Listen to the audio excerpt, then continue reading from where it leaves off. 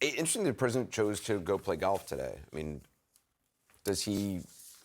I think long ago he stopped caring about certain optics, and he's made very clear during this presidency he's going to do what he wants. And it's not just playing golf. He went down to a Saudi-backed golf tournament that his family business does business with to speak at some event related to that. So yes, all of this and did not go to the return of service members. And did not go to the transfer of the dignified transfer of remains of those fallen service members. He is not messaging this in a way that suggests that he understands what average people might be going through right now. And part of what it is he is convinced he is right. He is convinced he's going to show people he is right. He has believed in tariffs for 40 years. He wanted to do this last time, and he was stymied by a bunch of advisors who were much more pro-free trade. And now he's going to do what he's going to do. He's doing it in a very different economy, post-COVID. He is doing it on a much broader scale with these tariffs. And I think most significantly, Anderson, with a formula that does not make sense to a lot of people. That, once people were looking at what this formula was, it was difficult to comprehend. It's difficult for people in the administration to explain, and they will acknowledge that privately. So whether any of this impacts him and his approval numbers, I think, is the question. If it starts to, then you will possibly see a change. There were a lot of options he could have done and how the formula was done. Right. Do you know much about behind the scenes of how this was chosen? Yeah, I mean, this was a formula that was. I don't want to botch this, and this is not my area of strength, but I believe that it was the trade imbalance, the trade deficit with a given country, and he's obsessed with the trade deficit with every country he would talk to in the first term. That was what he wanted to know about before he would talk to their foreign leaders, and then it was divided by some percentage of goods, I think, made in the U.S.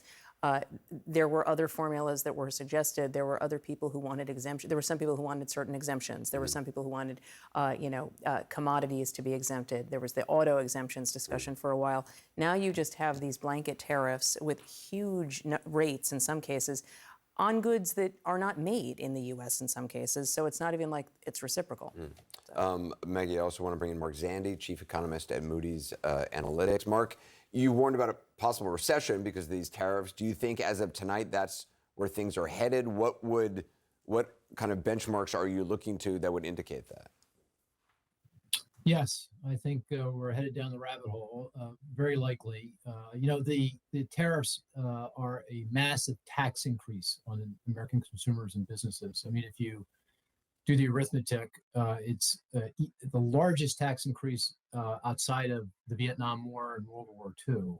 So it's going to be incredibly difficult for U.S. consumers and business people to kind of digest that. And here's the other thing, Anderson. It's a regressive tax, meaning it really hits low and middle-income households a lot harder than high-income households. And that's simply because low-income households devote a higher share of their budget to imported goods. Just to give you a number, if the president implements all the tariff increases that he's laid forth, the average American household will need to spend $2,100 more a year to buy the same goods that they're buying now. So just kind of think about that in the context of the financial pressure that a lot of households are under. We're going under. And, I can go on and on and on, but we're mostly focused on the near-term consequences of this, but this has enormous long-term consequences. I mean, the secret sauce of the American economy is our stability. We are the safe haven around the world. So when things are going bad anywhere in the world, or even here in the United States, money comes flowing into the United States. We are money good. We're AAA. We're the safest place on the planet. And this trade war is completely shattering that stability, and we're going to lose that, and that will cost us dearly for generations to come. So this is a big deal. This is not just about here and now; it's about the long run. Maggie, he has talked so much about stock markets as a benchmark of things. If the country gets into recession territory, I mean, do you see any sign of him changing his tune on this, saying it's a negotiation and then starting to I think do piecemeal negotiations? You've seen hints of that already in the last 2 days. He said something about deal making when he was on Air Force One traveling yesterday. He said something about Vietnam, I think it was, wanting a deal on Truth Social earlier today. everything is the starting point of a negotiation with him. He took a maximalist position here, but it will be, he avoids blame at all costs, as you know, and so it certainly won't be he who says, yes, this was a bad idea, maybe we shouldn't have done it this way.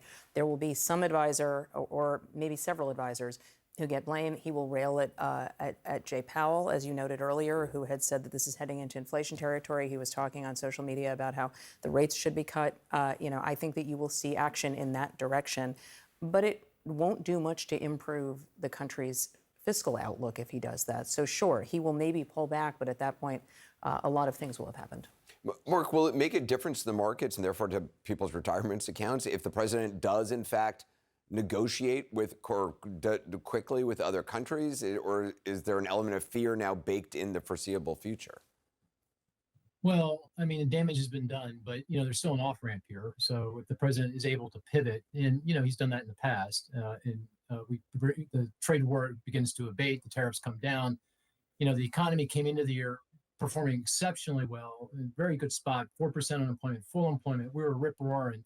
So the fundamentals are good. So if we can just get beyond the trade war, I think we can get our footing back. So it's not all lost. It could happen. But I'll have to say, Anderson, with each passing day, I'm growing more nervous that there's no going back here. And it just feels like they're more permanent. I mean, just listening to kind of the conversation and rhetoric on so-called Liberation Day, it doesn't feel like these things, anyone's going to take the off-ramp here anytime soon. So thus, the very high risk that, we're going down the rabbit hole, we're going into recession. Yeah, Meg, you mentioned what he'd said on Air Force One. Let's just play that. And every country's called us. That's the beauty of what we do. We put ourselves in the driver's seat. The tariffs give us great power to negotiate. My colleague Jonathan Swan has a great term, which is this creates a begging economy in Trump's mind, which is that other countries come to him and to his administration and ask for help. Are these a negotiating tool, or are these a revenue raiser in his mind? The answer is yes, right? He thinks they're both, and the problem is that those two things don't work together. And so, it's hard to see him keeping these in place long enough to try to test the theory of whether they will be a revenue raiser. At the same time, they are talking about a tax cut for businesses, which he referenced before.